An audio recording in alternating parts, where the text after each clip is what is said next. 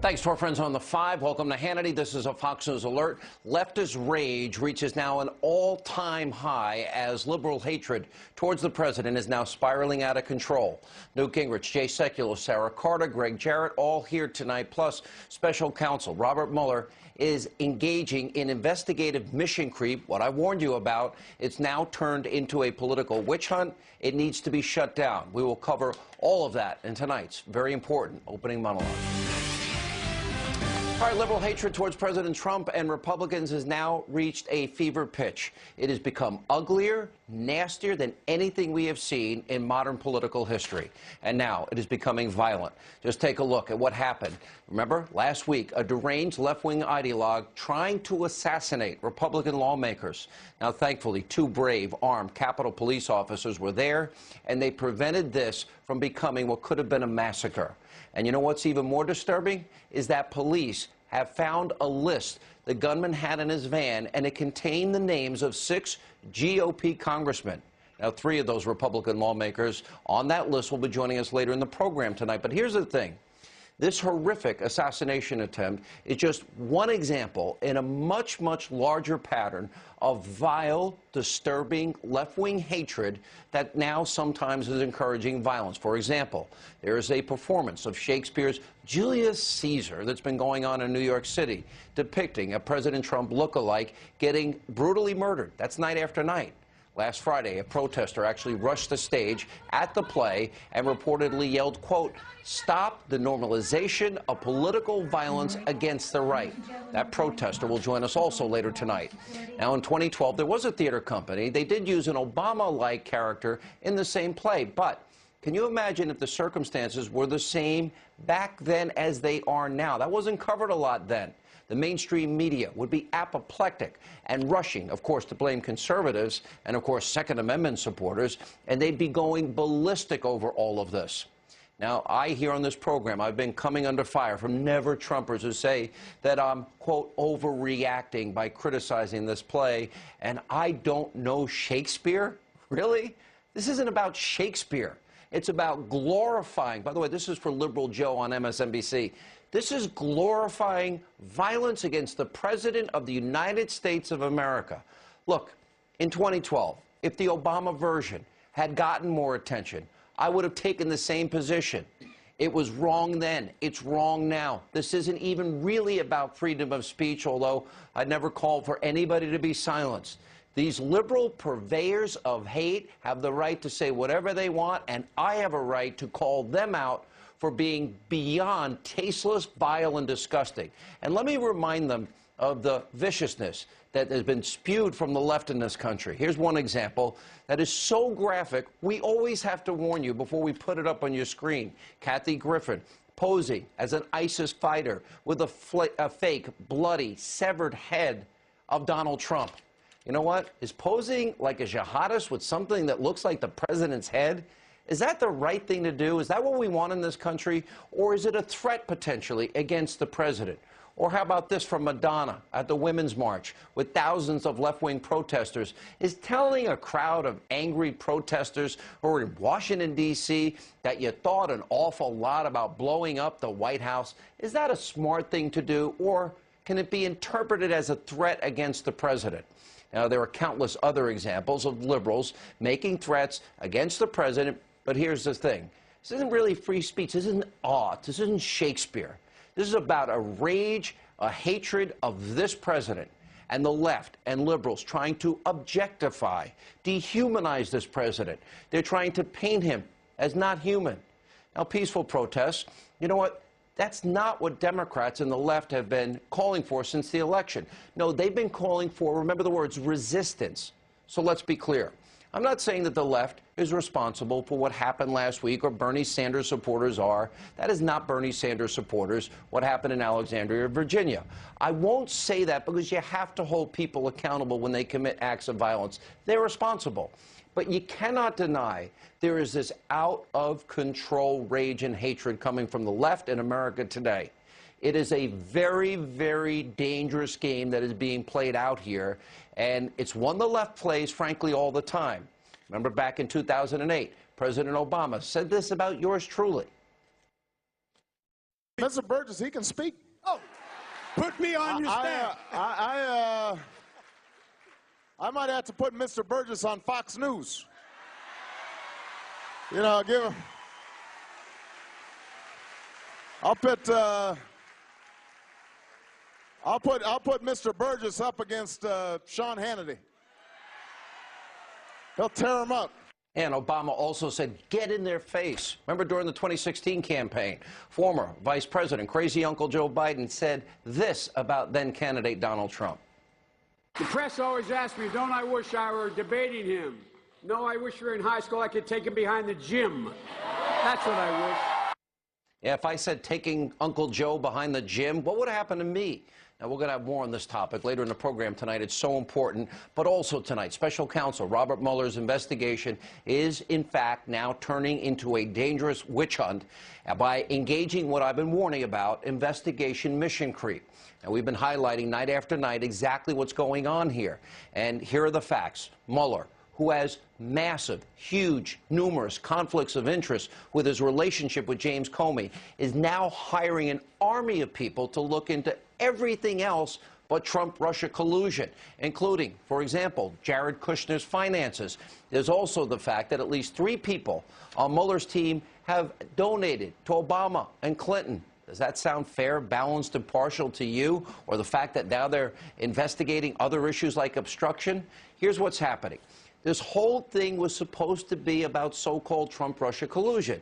But guess what? There's zero evidence. Well, none whatsoever at this point. So now Mueller is now looking into other things, finances, business dealings, obstruction, and we can expect it's only going to get bigger and more expansive day in and day out. And you can bet one thing, he's not going to stop until he finds something to justify his existence. It's what I call investigation mission creep. And speaking of the facts, if Mueller wants to investigate obstruction of justice, then he should ask his good friend James Comey, his BFF, about Loretta Lynch influencing him in the Clinton email investigation and meeting Bill Clinton on the tarmac and saying it's not an investigation, no, it's a matter. Oh, and by the way, Sarah Carter reporting, yes, she might have put the kibosh on any potential indictment. And if Mueller wants to look into his finances or any finances, then why not investigate the pay-to-play scheme that was going on at the Clinton Foundation? Remember, the Uranium One deal. There's a Russian conspiracy.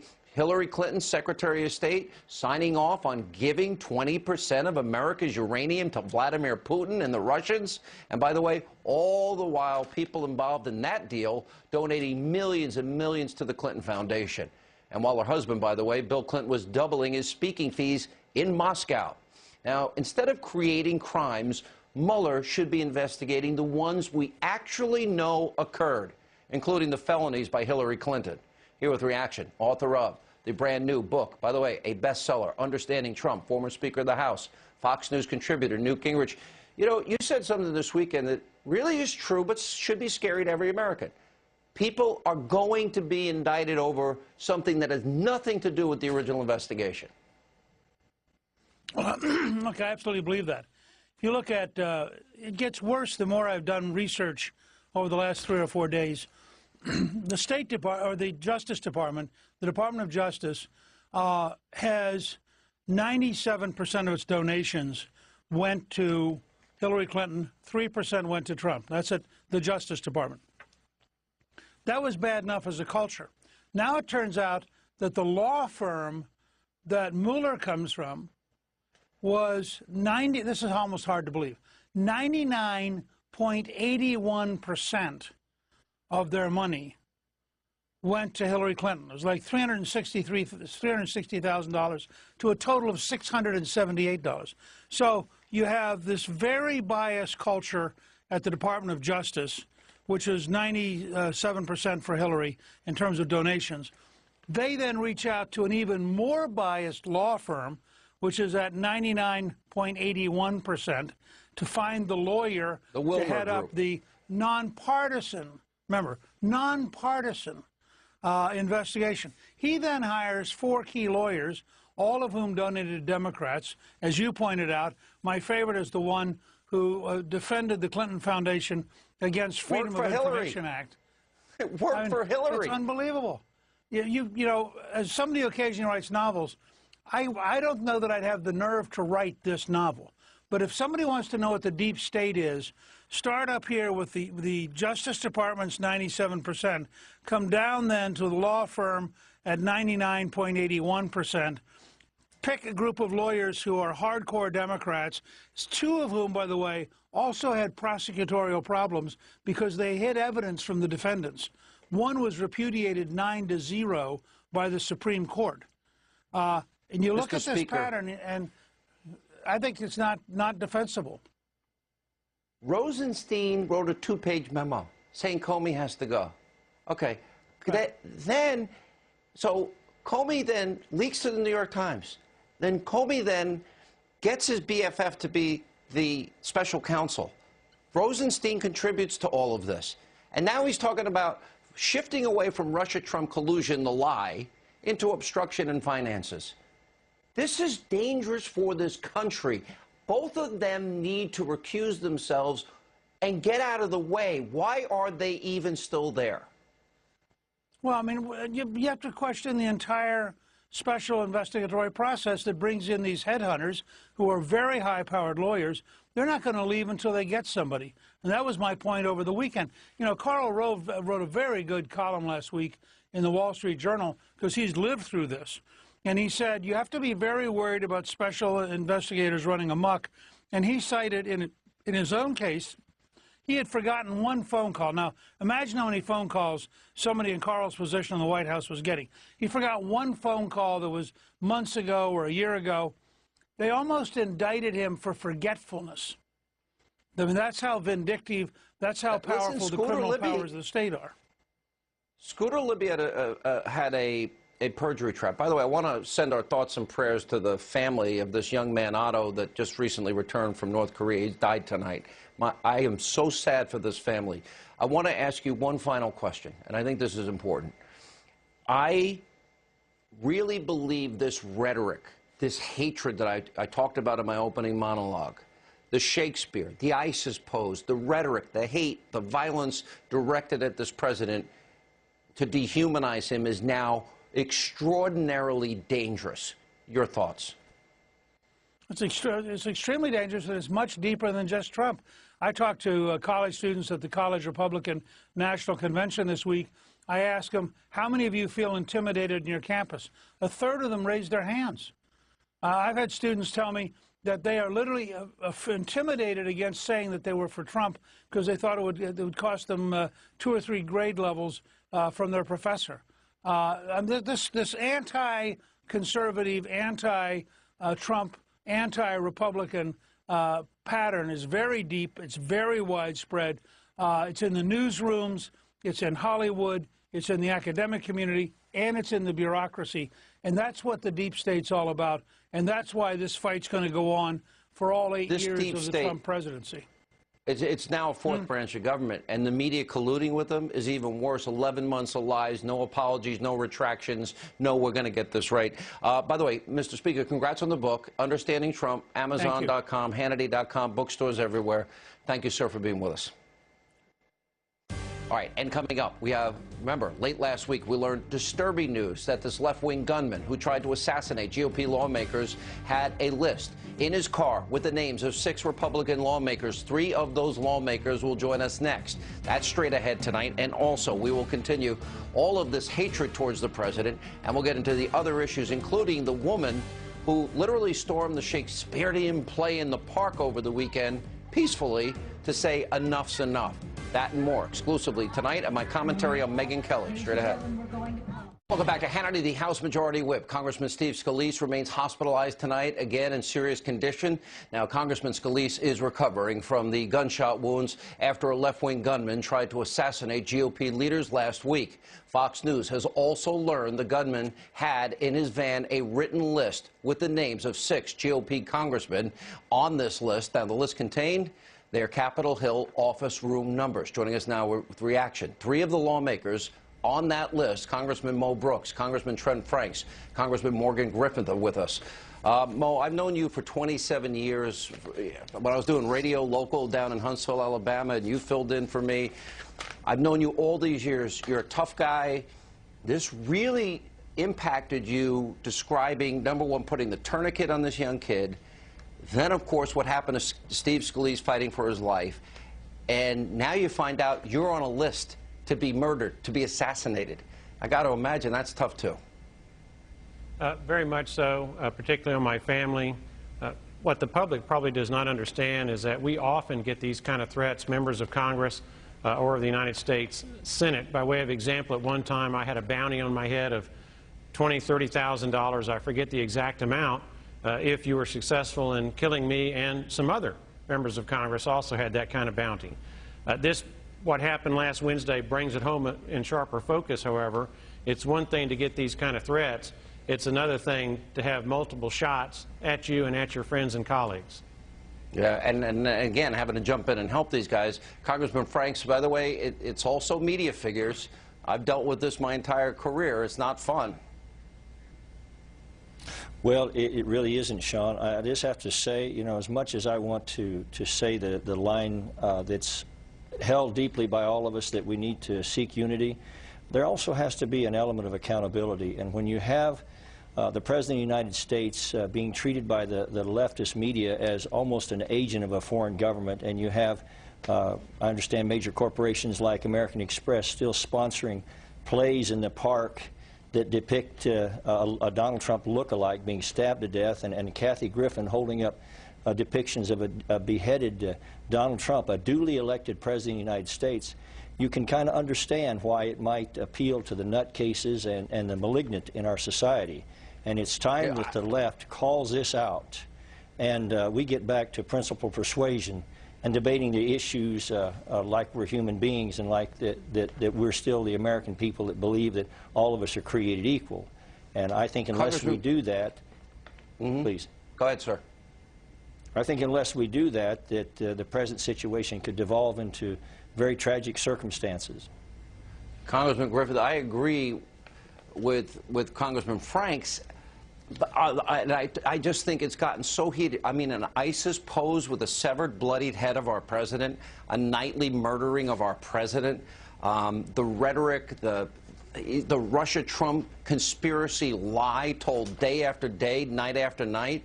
Do you think it's had an impact in terms of not only delegitimizing the president, but also sort of objectifying him as a subject of evil? I wrote it down, an agent of the foreign government. I mean, I think that was a really good way that Congressman Franks put it. Yeah, I think Trent's right on that. I think that we all have to be careful in what we say. Everybody has to be careful because there's a heightened sense of emotion and frustration out there on the streets. A lot of it has been fed by a lot of groups on the left, but we have to be careful on the right, too, that we don't encourage folks who are our friends to go out and do something stupid. So we have to be careful, because you don't want anybody getting hurt by the violence that has already ensued and could continue if we don't see a toning down of the rhetoric by the media and others. Mo Brooks, what's your take on the rhetoric and association, ISIS poses, severed heads, conspiracy theories? Is it having an impact? Well, it's definitely having an impact, and it's a part of the demonization strategies that the Democratic Party uses on a regular basis. So the last few years, by way of example, you saw it with respect to our law enforcement community. You saw it with Occupy Wall Street. I personally believe that what we saw in Dallas, where a gunman shot at and killed law enforcement officers and Caucasians simply because they were law enforcement officers and Caucasians, is in part because of the Democratic Party strategy of demonizing the law enforcement community on the one hand, and also engaging in a strategy of racial division, where they try to get block votes from minority groups by trying to portray Caucasians as the enemy. And it's not surprising to me that you see this kind of blowback, as we saw in Dallas and as we saw last Wednesday in the Washington, D.C. area. All right. First of all, thoughts and prayers with Congressman Scalise. I'm sorry that you and your families had to deal with this. Congressman Brooks, on a personal note, 27 years ago, you would fill in for me on my radio show. You've come a long way. I'm really proud of you. Well, thank you, Sean. And thank you all. You have, too, I might add. I'm doing okay. Good to see you all. Very well. And thank you very much. And coming up, You're going to meet the woman who stood up this weekend, stormed the stage at the Shakespeare in the Park rally in New York City. She's calling for the leftist hatred to come to an end. And later tonight, I'm not prepared to say that there's proof you could take to a jury. the ranking Democrat on the Intel Committee, Representative Adam Schiff, he now admits no proof, no evidence of Trump-Russia collusion. Really? We'll get reaction from Jay Sekulow, also Sarah Carter, and much more tonight. Live from America's News headquarters, I'm Kelly Wright. Good evening. President Trump reacting to the death of American college student Otto Warmbier, who was in a coma when released by North Korea last week. The president calling North Korea a brutal regime, saying, quote, "A lot of bad things happened, but at least we got him home to be with his parents." Pyongyang imprisoned 22-year-old Warmbier in 2016, accusing him of trying to steal a propaganda banner while visiting with a tour group.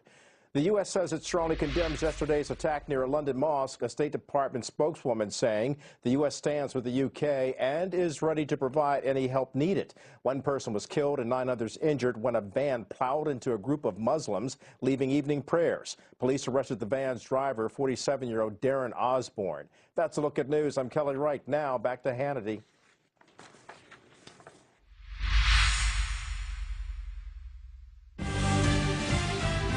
Welcome back to Hannity. So despite the vicious left-wing assassination attempt on Republican members of Congress last week, well, New York's Shakespeare in the Park continued their production of Julius Caesar, which depicts the killing of a Trump look-alike every single night. Now, the show did close last night as planned, but my next guest felt she had to do something about the depiction of violence against our president. So during Friday evening's performance, Laura Loomer stormed the stage, interrupting the performance, denouncing the depiction of violence against the right. And following the interruption, Loomer was in fact arrested by the NYPD. She joins us now to explain why she did this. Laura, welcome to the program. Thanks for being with us. Thanks so much for having me, Sean. Listen, you knew if you did this, you're putting yourself at risk. You're probably going to be arrested. You were arrested. You are charged. You're going to have to appear in court. But you knew that, right? Yeah, I knew that that would be the consequence. Why was this then so important to you? This has been really important to me because the left has systematically and programmatically used free speech and artistic expression as a pretext to incite violence against the right and promote the assassination of President Donald Trump. And that's really problematic.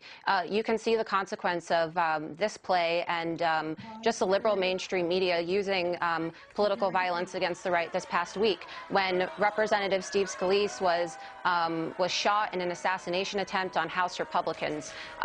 This was, of course, carried out by a liberal who watched MSNBC, was a fan of the liberal mainstream media, and who knows, maybe he was influenced by Kathy Griffin and Julius Caesar.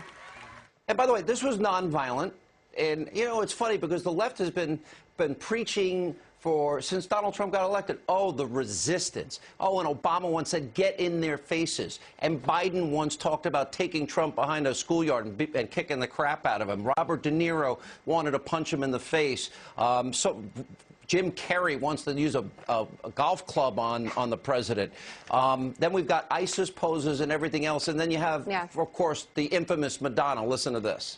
Yes, I am outraged. Yes, I have thought an awful lot about blowing up the White House. You know, Laura, I was thinking about you. I mean, wait a minute. I thought the left liked peaceful protests, and in some cases, they don't even speak out against violent protests. And Rhino Republicans, they've been critical of you, and never Trumpers are critical of you. But this was nonviolent, you expressing that you're tired every night of the president or a president look-alike getting assassinated on stage. Why would they be so critical when they support it when liberals do it? And what if it was against certain historical religious figures? What do you think the reaction would be?